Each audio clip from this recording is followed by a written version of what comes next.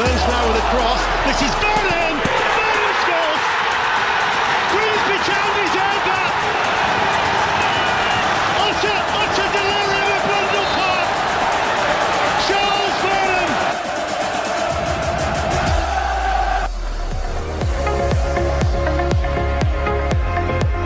Delivered, far post, touchdown!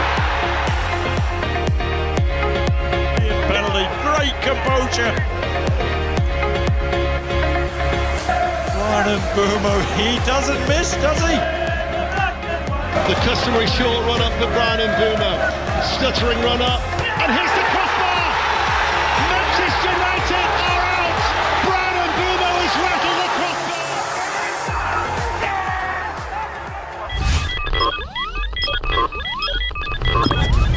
This is TNT Sports' Adam Summerton, and you're listening to Three Fish on the Show. Welcome back. We've got another guest with us for this episode, and it's none other than Ben Chapman. Welcome, Ben. How are you doing? Very well, thank you. Thanks for the invite. Hey, welcome. It's great to get ex-Mariners onto the podcast.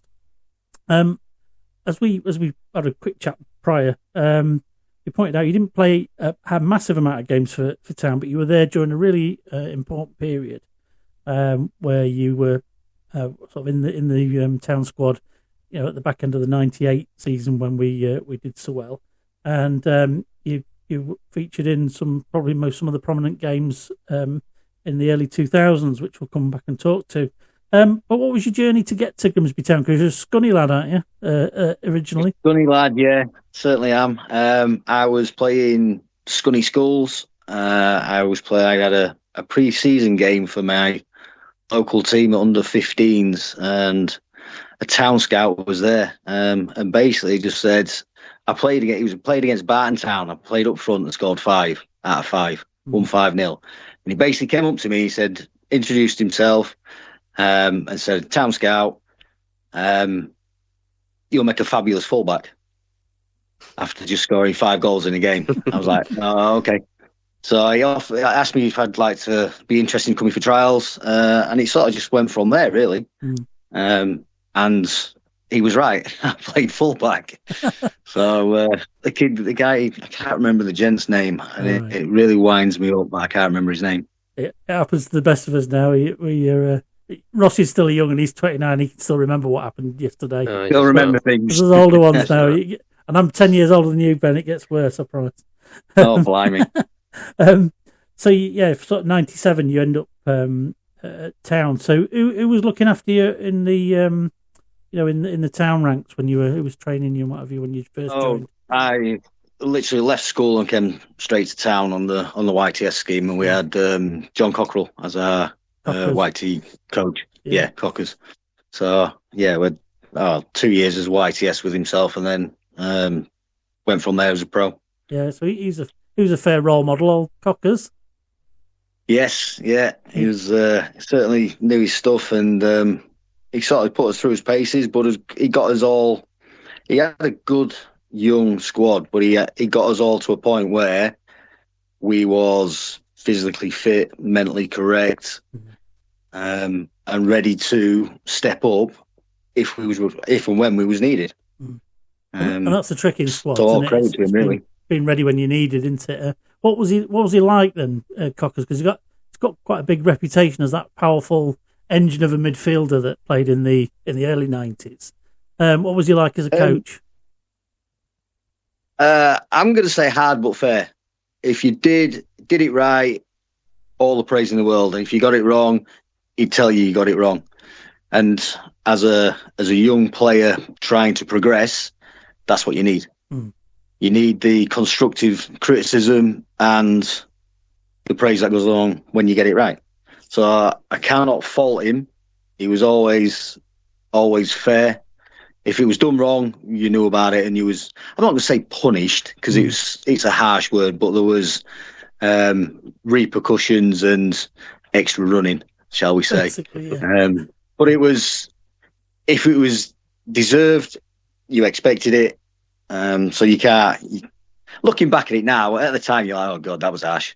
But now you look at it, you go, it was done for a reason. For the right reason, yeah. And for the right reasons. Yeah, it was all about getting you ready for that next step, and that's what it was all about for him. I suppose at the end of the day, that was his job to get as many young lads through the YTS scheme back then as he possibly could. And I think he did very well. It's still an important part of Grimsby Town. I think it was at the time, and it still will be, to bring through talent, find talent, and it's a way of keeping the club going, to some extent, because you get income. Who else was in your group, Ben? Right, so we had Andy Love in goal for Blooms. There's a lad, James Brown, Johnny Oster. The lads above us was Paul Arsley. And then the lad below us, Stevie Croughton, Matty Oswin, Lee Stevenson up top. Yeah. So yeah, Danny Butterfield was below us. So there's two players there who went on to have pretty stellar careers in Football League and beyond. Yeah, did you see the promise of John Oster in playing alongside him? He always had it about him. You could see, but I mean, for me, we was a good team. We were a good set of young lads. Yeah. So for me, everyone had the ability and the promise to do it. And he had a lot about him, but he was still only a young lad. And until he progressed a little bit further, when he came to him. But yeah, I think for me, all the lads I played with had the ability to do it. Yeah. Because I think was the 6 signed in my year as pro. So there was a lot of good young talent there. Half a team, isn't it? Exactly that. Yeah. So when did you get your first chance for Town then? What was your first opportunity with the first team? First team was a cup game against Hull at home. I think I come on as a sub. I can't. Probably the Carabao Cup or whatever it was back in 20 years ago, 5 years ago. Yeah, Football League trophy. Yeah. Yeah. So that was my debut. It was just it's one of them where you're not expecting to be involved, and it's right. You're on the bench tonight, lad. So get yourself ready for it. Yeah. So and then your next thing is you just expect to sit there making up the numbers unless there's a problem. And it wasn't. It was right. You're gonna get some minutes and go and enjoy it. Was basically the instructions. Go and enjoy it. Don't stupid. Yeah, and as I understand it, at the time, if you were going to get a run in the first team, you would have had to have been able to dislodge Tony Gallimore, who was an absolute star for us, wasn't he, Tony? Absolutely, but there was Tony, there was Kevin Joblin there as well at the time. So versatile, wasn't he? Yeah, so Jobbers could play left, right. Tough. Tony was a fabulous fullback. Very rarely injured, very rarely suspended. Yeah. So it was a case of you have to sit and wait for an opportunity and hope and pray that comes along. Yeah. But unfortunately, me, I didn't get that many chances. Yeah, and was that'd be the back end of the second Buckley year, was it? 98. Yeah. So Alan Buckley was there when I started, and then went through a selection of others, and then I think Buckley came back, and then I ended with Paul Groves. Yeah, was there Lenny Lawrence in between as well at some point? Yeah, Lenny the Lion. Yeah, we had. That was the Liverpool. I think I had my most appearances and starts with Lenny Lawrence. So yeah, and the 2001 2 campaign was a great one for some of those League Cup matches like we've seen this season as well. What was your absolutely? What was your allegiance as a lad? Was you an Iron fan or did you support somebody else? I was always a Man United. I've always been. I blame the parents. My father was Man United. He used to take me to Trafford as a youngster. Yeah. Well, that's who I followed. I always keep an eye on Scunny because I was a Scunny lad and played with Scunny schools and with them. So you do keep an eye on them, but no major allegiances there. Did you ever get any stick for moving over to Grimsby Town? From you? Oh, always. Yeah. Why not? Always.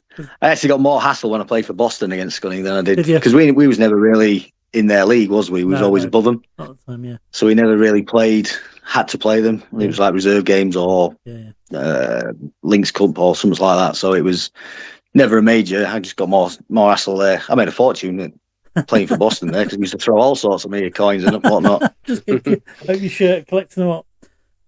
Sticking down the dock. So as you said, you didn't really manage too many appearances in that next season or two, but under Lenny Lawrence in the 2000, 2001 and 2001 and 2002 campaign, you did get a regular run in first team games. What can you remember about your run of first team games? What sort of, thinking about what places you played at, what sort of grounds would you have played at? I mean, it was Championship League One, wasn't it? So you had Wolves, the Palace, the Portsmouths, the decent, all very big clubs now when you look at them. Obviously, we had the Anfield, we had Highbury. So, but even playing in the explain to Ross, Highbury. That's the place Arsenal used to play for before they had the. Funny enough, I know that. Now it's a block of flats. This is a young pup. We have to keep him up to date. There'll be quite a few that have gone now that I'll have played at. Main Road, played there. Yeah. That's no longer. Yeah, I remember. I was looking at some of the grounds I've been to the other day, and the number I've been to both, or only the old one. It's like I've got to redo them. Yeah. If I ever want to try and claim the 92, I've lost about 15 or 20 grounds, I think. You have to redo them. Yeah. So, would you say the sort of visits to Anfield and Highbury were the sort of pinnacle of where you played, that the biggest in your memory? Yeah. There was the biggest clubs I played against, I suppose. Yeah. But yeah, definitely. Sorry, go on. I would say, how many people can say they go to Anfield and beat them? It's one of them things that there's a few more nowadays, but there's not back there, especially as a lower league club. And they were the holders as well, weren't they? Yeah, exactly that. So when you actually look at their team, it was crazy. I think 13 internationals. There wasn't even any rested, was there anything? It was just like a ridiculous team. Exactly. Tell us about that day. What was that like, going over there and being told you're in the team and getting ready? What's that feel like for a young lad? It's exciting, but you've also, you've got a job to do. You've got expectations. You've been set up in a way. You know your role. You know what you've got to do, and you just go up there as a team. And yes, it's just another game because it's kind of, that's what your job is. You play football. You're structured. What you've got to do. But until you get there and you're like, well, this is it. And when you walk out and you hear the roar, it's manic. It's mental. It's just on another level. How do you, personally for you, how did you sort of bring yourself down from that? You walk out to the roar, there's the neck stick up, and you then go think, I've got to get back to my job now. You just mentioned your job. How do you bring yourself down from that? Oh my God, am I actually here? To, I've got a game to play here, and it's a tough one, is it? I mean, you're just on a massive, I suppose it's, the last thing it said is keep it tight for the first 10, 15 minutes. Let's not get set behind because it could be a mauling. And that's what your mindset is. Right, I've got to do my job. I've got to stop them playing. Yeah.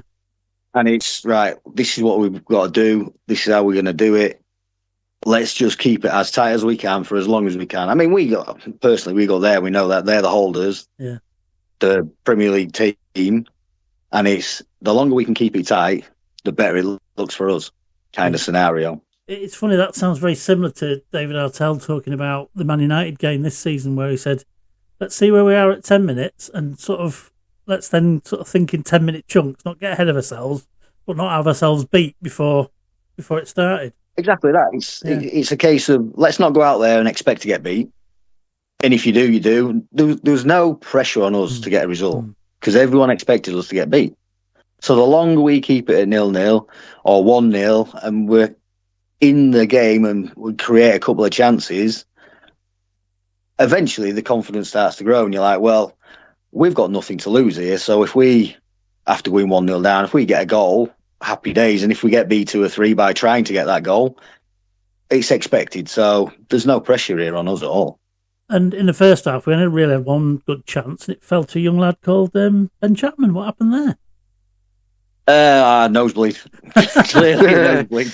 I've talked to Dave Moore about dribbling the ball to the edge of the box and scoring a goal on Match of the Day for Blackpool, actually. And he said the same thing, nosebleed territory. So talk us through it. Can you remember it? Yeah, have you watched it on telly again? Do you know what? I have actually got the video. Sorry, Rossi, that's the thing before DVDs.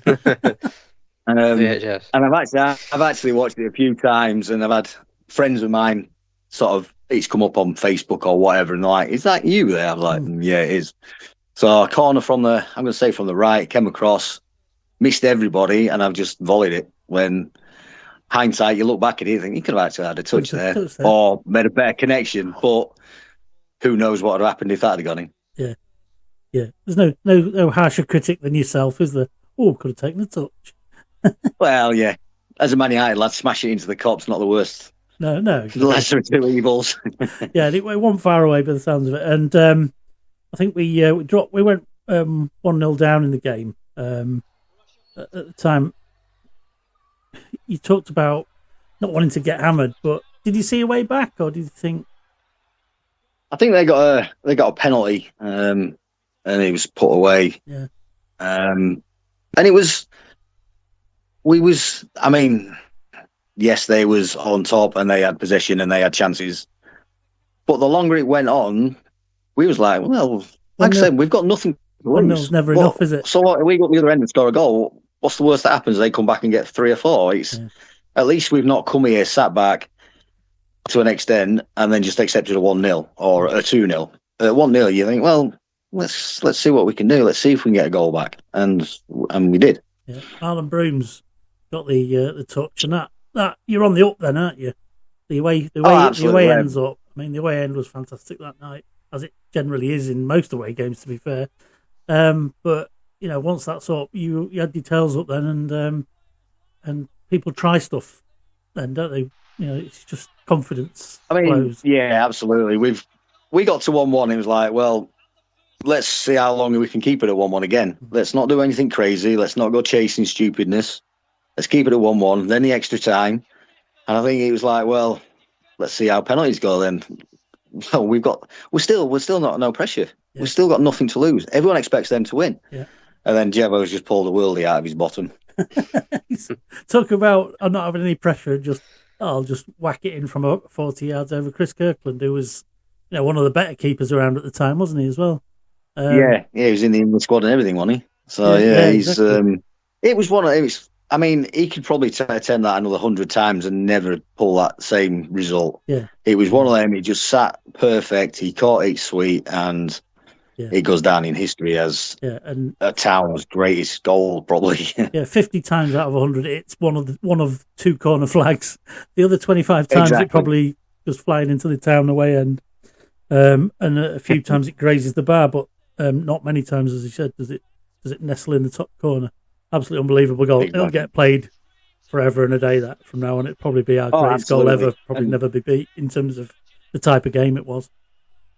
Yeah. It's one of them that every time you look at it, you think, wow, just wow. Did you wonder what he was doing on the pitch? Do you think, he's a lovely shot? Can you remember a thought like that? To be honest, mate, I was actually sat next to Uriah Rennie at the time. I'd been subbed for Bradley Allen, I think. All right. Okay.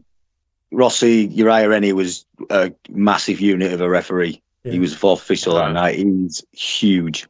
Yeah. I think it was the last 2 or 3 minutes, and I was like, well, if you can shoot from anywhere, stick it in the stands, stick it out of play, shank it out for a throw-in in that end. It gives the boys some respite and time for a little breather and recoup and regather sort of scenario. And to see it fly in, it was like, oh, wow. Wow. And Jevo was an Everton fan, wasn't he, as well, which made it more special for him. Oh, twice as sweet as the lad. But he was buzzing afterwards. Were you able to bring him down in the dressing room? Yeah, absolutely. Was he able to get him back in the dressing room? Bouncing off the walls. It was just, it was one of them things. It's like, has that really just happened? And then the realisation is that, yes, it has. And it's like, wow, just madness. Who was your toughest opponent on that night? What did anything shock you about the night? Was there anything stood out that you thought, wow, that was some player? Do you know, I actually attempted to mark and then Heskey. Yeah. Talking for of the big penalty. units. And Hello. yeah, talking of big units. And I was like, wow. He was like, walk, just stood against the wall. I'm like, excuse me, mister, can I stand in front of you? Because I'm supposed to. Yeah. And he was like, trying to get round. It was mental. But it was like I said, you look at the team sheet and any number of bodies on there, it's mad. I think I played against Stephen Wright, was it? Little fullback. Yeah. I played at left. I'm going to say lung back, but left wing back. So yeah, it was just crazy to see these players and be on the pitch with them and competing with them. And it didn't get a lot easier in the next round because you draw off against Arsenal away in the next round. So you've knocked the Olders out, and you get treated to Arsenal away, and then you're up against Will Tord and Thierry Henry and all them characters. But at the I was devastated because Arsenal beat Man United in that round, and obviously as a United fan, oh, you could have played Man United at Old Trafford. Could have gone at but I think I started with Jermaine Pennant. Was the first right winger that led me a merry dance. Yeah. And then Will Tord came on, and I thought Pennant was quick and Will Tord was quicker. Yeah. But by far the quickest man out there with Bergkamp played, and his ability to just see everything. Yeah. The ball will be on its way to him. You think you're close, and by the time you've took a breath, he's gone. Yeah. He's rolled it somewhere and he's gone. You're like, that is just world class playing. I mean, we played against a lot of good players in them 2 games, but for me, he's the one that head and shoulders stood out. Just everything about him. Must be different again when you see it up close as well. I mean, we've all seen it on TV, all the stuff he could do. Couldn't get close to him. Looks subliminal. He's behind you. You saw it on telly as well. Yeah. But no, he's doing it at the top level again. No disrespect to you lads were, a level below. And, he's doing that to the top players every week, isn't he? So, absolutely. No shame in it. No, none at all. I must admit, Highbury was another fabulous ground. Yeah. A really tight close to the... Yeah. And I love them kind of grounds, the proper old grounds. Yeah, I think some of these new bowl-like things lose a bit, don't they? Yeah, for me they do, with the running track and then the pitch, and all of a sudden it doesn't feel... The atmosphere for me is just not what it used to be. No, I would agree with that. Will Tord scored both on that night, if I remember rightly, did he? I think Pennant got the first. Oh, did he? Yeah. Yeah, both right wingers scored, I believe. But I'm pretty certain Pennant got the first. Yeah, cheers, thanks. Just making me look bad. Foot in mouth again. No. But it was a great effort to go there and only get beat 2-0 because at the time they were flying and doing pretty well.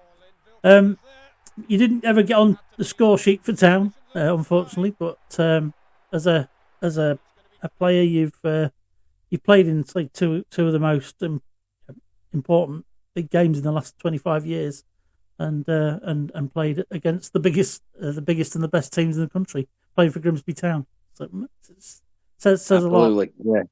So joy and a pleasure. Might not have scored, but that was my job. We got a local estate agent to share his thoughts on this stunning Grimsby home. Totally not borrowed from a show your nana watches. This is a property that has so much to offer, effortlessly blending that high concept design with practical living space and accommodation. For families, you've got 5 bedrooms, you've got excellent open living space to entertain or just to enjoy that leisure time with the family, but you've also got that room that introduces practical solutions for things like storage, and obviously the peace of mind of it being a newer property as well, which means somebody can live in and live quite comfortably without those worries of maintenance and issues coming up in the near future. So this area is a fantastic development for those who need access to the wide range of amenities in the local area. We've got Grimsby College only down the road, the Diana Princess of Wales Hospital around the corner, but it's also walking distance to the centre of town and the full range of amenities that has to offer. So there really is a lot to offer for any families that want access to that kind of town living but want to feel away from the traffic and the noise that living in the centre of town sometimes brings with it. If somebody were to win this property, and moving in straight away isn't necessarily an option, there's a full range of different things you could explore. On the rental market, the property would likely achieve around £1,600 per calendar month, while there are options for serviced accommodation or even the tourism trade, with Airbnb and holiday tourism being really popular in the local area as well.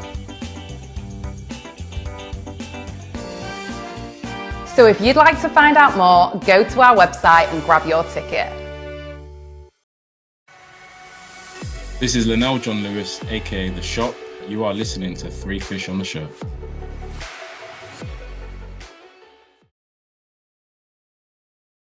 One thing I did want to ask you about your town career, there's a lot written about it, and I've not heard anything from yourself on it, so be remiss of me to not ask. But there were incident with Peter Morrison in the pre-season friendly against Scunthorpe, which unfortunately suffered a serious injury. Scunthorpe went a bit bonkers about it. Grimsby Town were quite tight-lipped and probably felt in support of yourself. There's no indication from any position that anybody thought there was anything malicious in it. Tell us what happened and from your side and what your view of what happened. I think this is actually the first time I've actually spoken about it and it's been 24, 25 years since it happened. I think it was a reserve game. Yeah. I actually do think it was February the 14th, Valentine's Day. And for me, it was just a tackle on the halfway line where the ball's between us, it's 50-50. And I just looked after myself because I enjoyed a tackle. I didn't know. I've gone into the tackle. I've jumped straight up looking for the ball. And then the next thing, I'm surrounded by their players, pushing and shoving. And obviously, the lads just laid on the deck. Game's abandoned. He goes off to the hospital, and I'm red carded. And that's after that. I didn't particularly read anything into it. I was slagged off in the local paper, if you like. And I think Brian Laws at the time was their manager. Yeah. And he'd said one or two choice things, and I actually knew a couple of lads who played in the game. So obviously I've asked them what they thought, and they just said it was a typical you kind of challenge. And anyone knows me knows what I'm about and what I was about.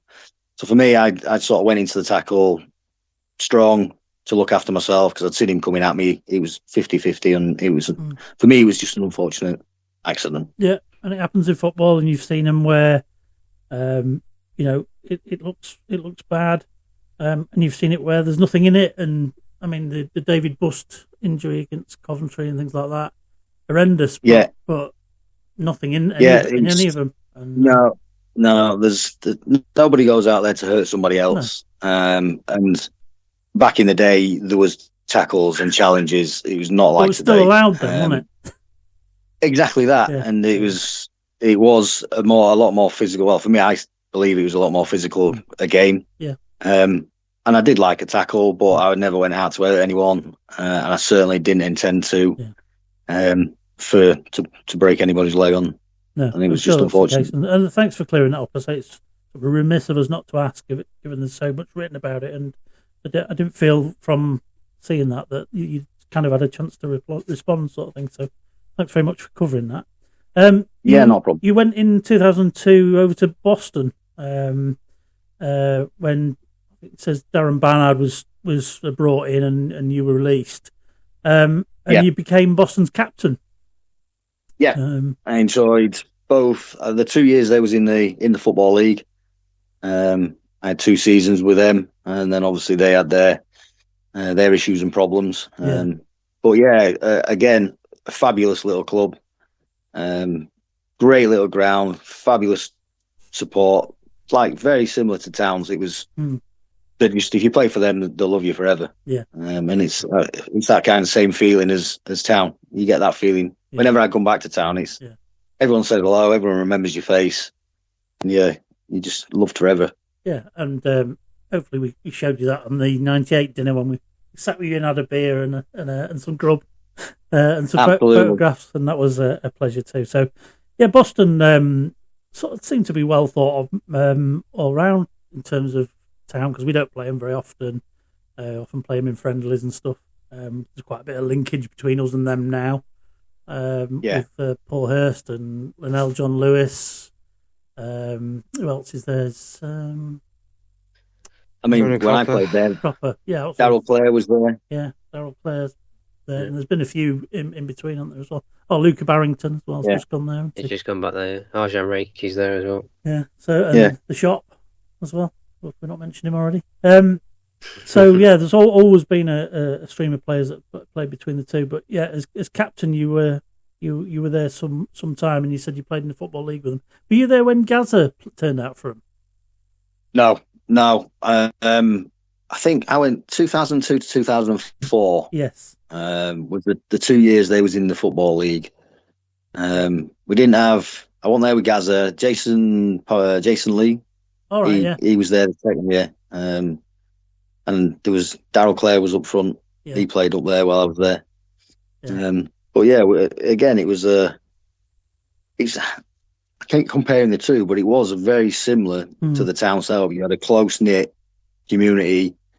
The lads was all together, and it was a very good 2 years. I really enjoyed myself, and being made club captain as well was an absolute privilege. Yeah, that makes you feel special. From the stuff I've looked up, because I don't follow Boston to any great level of detail, there was a real keen effort to keep them in the league in what was the third division at the time. I think it was Championship 1, 2, 3, wasn't it at the time? Yeah, I think he was. And you managed to do that, and then you moved on after that. And you did come back to town, spend a bit of time training, I believe, after Boston, just to sort of keep up your fitness, was it? Or was there a chance of you coming back? I don't think there was a chance of me coming back. It was they helped me out just to keep my fitness up while I was looking for a club, basically. And this was obviously back in the day before agents and TV. He was all posting CVs out to clubs and proper old school stamps and all that jazz. Rossi will know none of this. So stamps are them things that cost £1.70 now. Christ, can you believe it? Oh God, they didn't back then. It was about 18 pence. I'll put some Hovis music over the top. So yeah, they helped me out.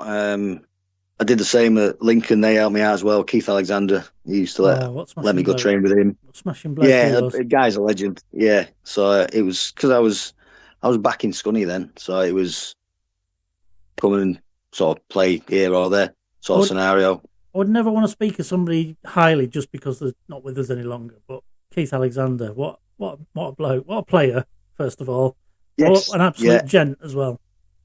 Absolutely, he couldn't do just anything and everything. Yeah. He could help you in any way he possibly could. He would, and he did. Yeah, and I'm always thankful to have known the gentleman. Yeah, and to have had time sort of playing under him, if you like. Yeah.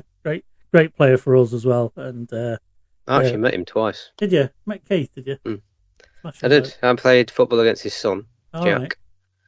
Right. When I was growing up, and Keith sometimes come to games because it'd be a Sunday. Yeah. So he'd be on the sidelines helping Jack and cheering Jack on, and so I'd see Keith back then. And then there's one other time we're going on holiday after I think it was like Algarve or something, and he was actually in the airport waiting to get his flight, and he was just there with his kids, and he was happy as out. He says hello, and it's decent gentleman. The words "gentle giant" were built for Keith, I think, and God bless him. And you went on to Alfreton before going on to Northwich, and then you kind of buzzed around the lower leagues for a bit for a number of clubs. Described online as a journeyman after that. So journeyman. So was there anywhere particularly you settled for a bit and enjoyed most, or? I enjoyed Alfreton was good. Northwich was very good. They was pushing hard at the time. I think we'd won the Conference North. I'm going to say. Yeah, it was. won the Conference North for them. I enjoyed my time at Kings Lynn. Kings Lynn was another Grimsby Boston setup. Yeah. It was a bit of an outpost, isn't it, as well? Again, it's not far from anywhere, but it's ages to get there. Correct. Yeah, very much so. They do need to slam a dual carriageway in there. Still need to put a dual carriageway in there. But I enjoyed my time there as well. Yeah. Oh yeah. Yeah, it's awful. From anyway, no matter which direction you try and get there, it's not fun. Yeah. But yeah, again, I enjoy my time. I enjoy myself just playing. Yeah. I just enjoyed the game. So, and it certainly helps when you've got a good set of lads around you, and you're all fighting for the same thing. I think we won the Southern Division of some description with Kings Lynn. Yeah. So yeah, it was another one. I've got you down as joining Harrogate as well. It's a team that's now in the Football League who's of a reasonable size. How long were you with them? Simon Weaver, he helped me. I played with him at Lincoln, I think, for a little while. Right. And then he just basically said, if you need somewhere to train again, come on. And then I sort of signed with them, and they had a couple of lads that was younger and fitter and better than I was. So it was... it just didn't work out, but I, again, enjoyed my time with him and thankful for... He's still there. He's still manager. I saw him on telly the other day, actually, and he hasn't changed one little bit. I know, not amazing, a bit at all. I think soon they'll have a statue out the front of him if they haven't already. Yeah. He's been there that long. He must be the longest serving manager in any division anywhere in the world ever. Yeah, it's ridiculous, isn't it? Yeah. But it helps that his dad's the chairman and owner, so... Oof! Wow! Let's not go down that line, eh? He's going to be harder to sack, isn't he? But anyway. Well, no. It depends on what he's like as a kid. No, there is that. But so far, he's doing all right. And then you ended up sort of having a couple of spells back out, a bit closer to home in the sort of Scunny area. And then you finished off getting involved a bit in coaching as well in 2017. So yeah. How did you make the transition from one to the other? Found it hard, to be honest. Yeah. The game had changed so much in 15 years, from playing to coaching, and was it tactically or just I don't know. I don't know what it was. I really don't know what it was. It was just it didn't seem. I don't know. It's hard to put your finger on it. When you stood watching it, you obviously think you could still do it, because I actually.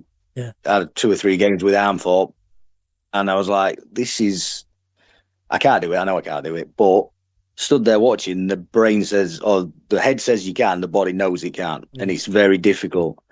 But yeah, I found it difficult to coach lads. I mean, it's only part-time, so that trying to get the same group of bodies there on a regular basis was also, it doesn't help. If you're in it, sort of full time, I suppose, and you've got them bodies around you constantly, you soon quickly work out how to manage a different set of bodies or individuals. But some couldn't make training on Tuesday, some would only turn up on a Thursday, some would only get there on a Saturday. And it was I just found it difficult to get across.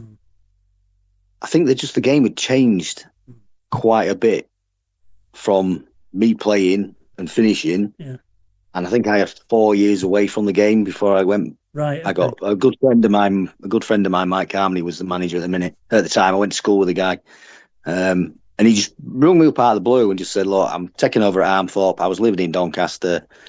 Can you come down and help me?" And I was like, "Yeah, mate, no dramas. And come do what I can do." Do you think? Do you think had the game been the same as when you were playing, it'd have been easier? Do you think it was because the game had changed? You thought, I'm training kids to do things different to how I did Possibly. It? I mean, I was lucky with Alan Buckley and Cockers. It was I was given 3 options as a fullback. I had my winger, midfielder, and strikers, and that was it.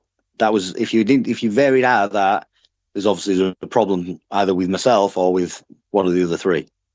So we always knew what we was doing. So to try and get that show that to these guys, which was more, I think they wanted to play football more and get the ball down more and play more. And they was playing a different type of football to how I played or what I played. Yeah. I mean, end of the day, football's football, but it isn't. Yeah. I mean, there's no way I could play nowadays because I'd never last a game. Yeah. Do you know what I mean? Yeah, it's more athletic now, isn't it? When I watch it, I just think not the physical side of it, but if you like, the physical side of the game is it's more athleticism now, isn't it? Where it was harder before. Yeah, I mean, I'm not going to say it's almost basketball, but it's almost basketball. It's almost a non-contact sport, which is a shame because I remember the physicality of it and enjoying the more of a battle to get against your opponent, not to scare them or anything like that, but just to let them know you was there, and sort of it was always me against the winger, and that was your man to deal with, and if you can get the better of him, happy days. Yeah. But nowadays there doesn't seem to be that kind of. It's almost, like I said, it's almost basketball where you can't make a challenge, and if you do, it's scrutinised so much. There's almost a fear now to make a challenge as well, because it's always on the telly. There's always going to be someone saying you this, that, and the other, and you shouldn't be able to do that. And they want to protect the skilled players. I get that, but stopping an opponent is also a skill. And they're almost taking that out of the game. The closest we got to an old school game this year was a few weeks ago at Bromley, the leaders, ironically, of League Two, and they're very physical side. And it's the closest. I mean, it's not the same, but it's the closest you'll get to it, I think. Yeah. Very good at the dark arts, as I call them. Yeah.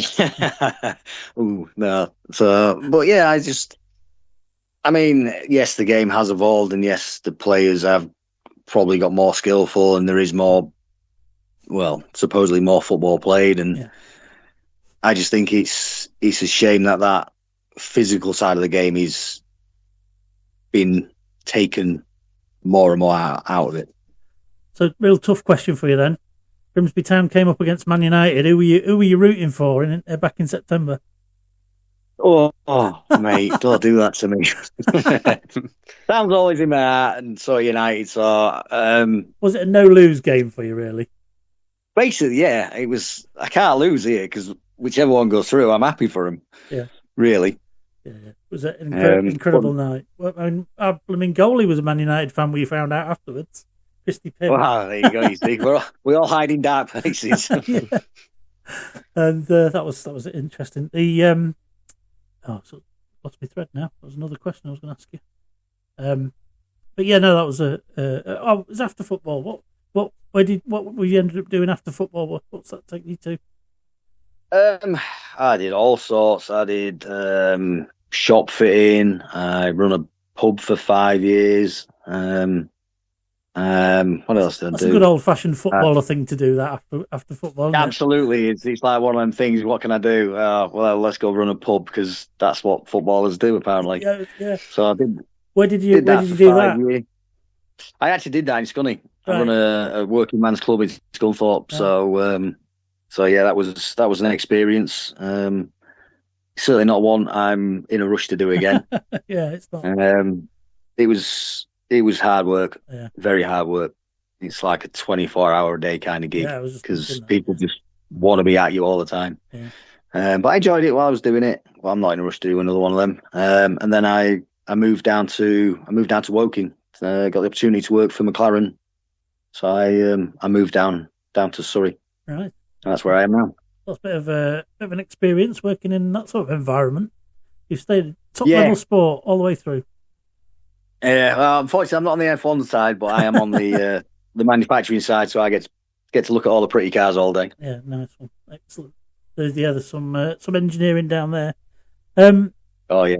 The toughest part of these interviews, though, is yet to come because I'm going to let Rossi loose on you now with his piece that he does when we've got ex-players on. So oh God. I'll hand over to Rossi then. No pressure. Just remember who your friends you always are. say that. Yeah, true. Yeah, I've asked Dizza and a few others have obviously come on, Macca, and basically it's your high five of when you was playing football. So I need you to give me your five-a-side team that you've played with. God. So I need a goalkeeper, one defender, two midfielders, which could either be in the centre of the park or a winger. It could be either or. And then your one striker, and then also a manager. So all them players, a manager, the best you've played with. It don't have to be at Grimsby, it could be whole career. We've had some proper name dropping with our ex-players, haven't we? Yeah, recently we've had some dingers. Yeah. We've had some really good ones. Wow. Well, goalkeeper, I've got Danny Coyne, Paul Crichton, Andy Love. Who do I go for? I suppose I can make a team out of the lads that I came through the YTS with. Can I just go with that? Lovey and goal, whatever you want. Your team. Johnny Oster. Wow. Let's go. I'm going to go Andy Love. Yeah, let's stick Lovey in goal. Okay. Defenders. Blimey. You really got the one. Pete Anderson. Not hard. Oh no, it is. It's so hard. You look, I've got like Gally, Macca, Mark Lever, Pete Andyside, Richard Smith, David Smith. I'm like, come on, gents, this is killing me. I'm gonna go with Bigger. I'm gonna go with Mark. No, do you know what? I'm gonna go with Pete Andyside. Pete Andyside, another one no longer with us, bless him. I know. When he was class, he was like the closest town would have had to have a Hanson. He was an incredible player and a great lad as well. Yeah, so we had Mark Lever on last year, and I know Mark for a long time because he used to drink in my local, so we had good history with Mark. And he was recounting stories with Pete when, remember in the 97-98 Fulham playoff semi-final? Yeah. When Pesky Salido clobbered him. And he's going, I'm not one for getting players to stay down, but he says, I run over to him and saying, don't you dare get up. Do not get up. Yeah, you stay there. Yeah. So. No, he's, to be fair, the two you mentioned, Mark Lever and Andy Side, are great lads. So, yeah, I'm going to go with Pete Andy Side. Excellent choice. Midfielders. Oh, blimey. What have I got to do? Two midfielders? Yeah. So you got a bigger choice. So I'm going to go with, I'll have Johnny Oster in there. And do you know what? Here's one for you. Jim Dobbin. Jim Dobbin. He'll rifle one in from range for you, won't he? Oh, mate, he's such a... Do you know what? I see Jim on a regular basis up in Donny. We always have a good old guy and a good old natter. And he always had time for everyone, but his ability as well was... He was up there. I just loved him. Very underrated for me in the sort of look back. I mean, there's the key goals and that he scored, like the one at Newcastle.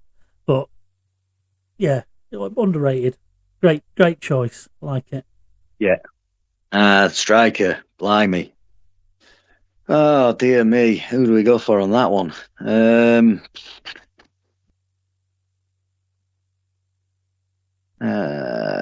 Do I say Clive? I didn't really play a lot with Clive and Donker. I've got Lee Ashcroft, Jack Lester. Jack Lester was a good choice. There you go. He's made a good way for himself in the game, hasn't he? Because now with Brentford, I think, isn't he? Is he in the Brentford? I think he is. Yeah. And I mean, by the way, what a team! I mean, they came to us after the Man United game.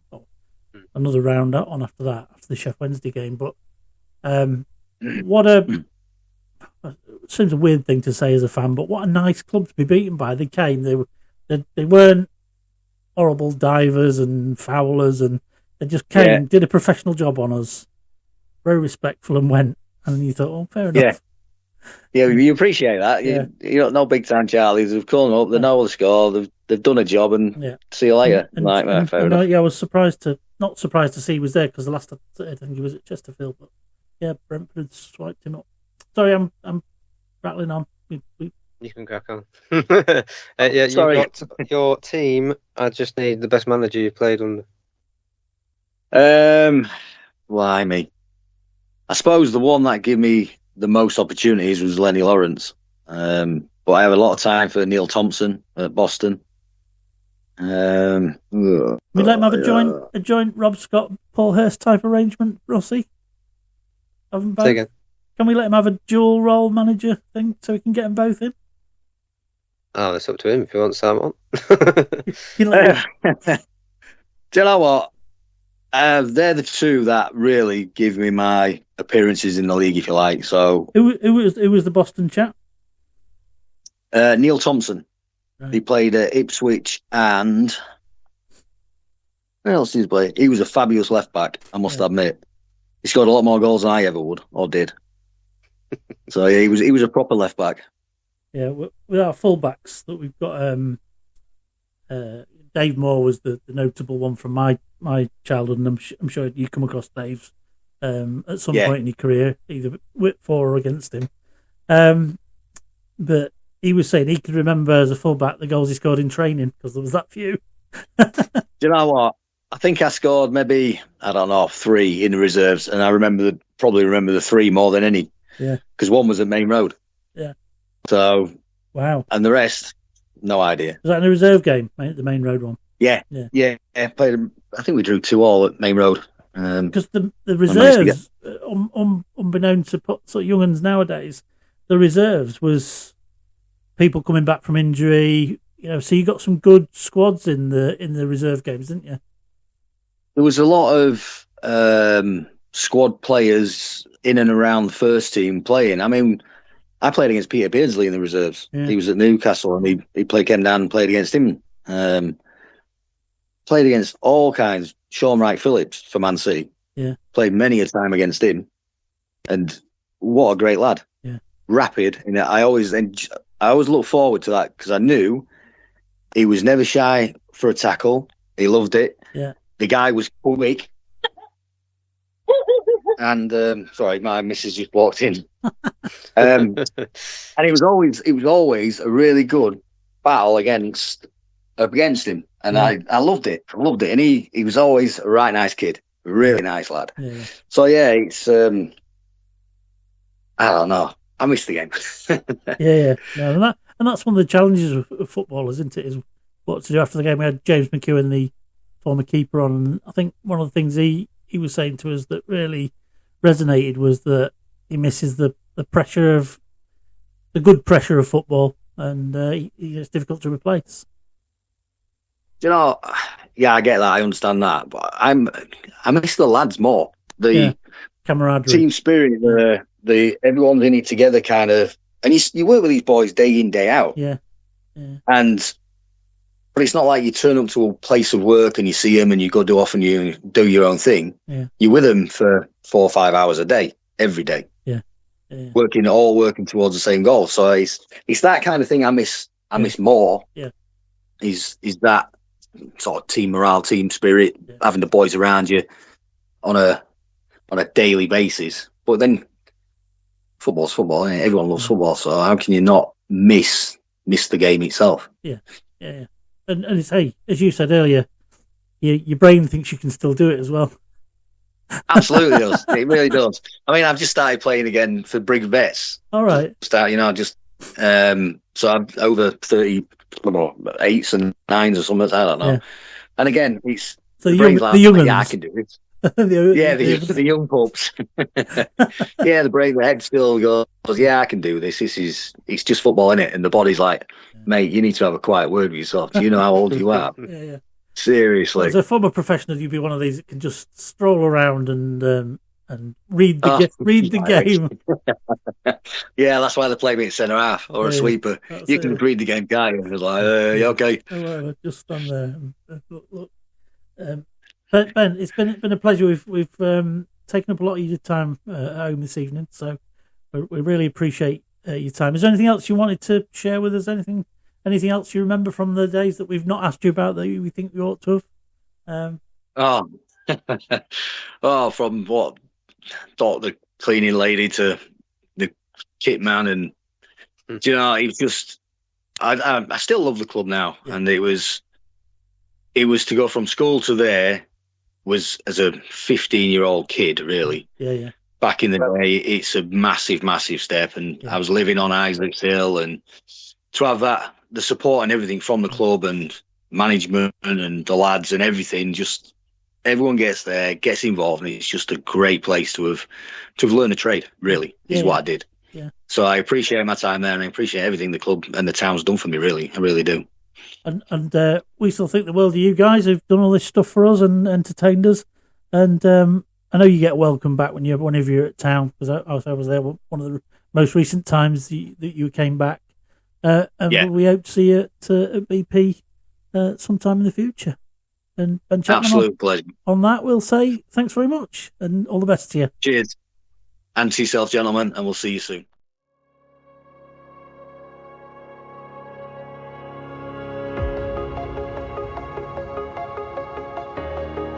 Thank you for watching or listening to tonight's show. You can catch us on YouTube, podcasts on Podbean or Apple Podcasts. You can also find us on our social media channels on Instagram, Twitter, or X as it's now known, TikTok and Facebook. Please like, subscribe and share at every opportunity. It helps us a lot.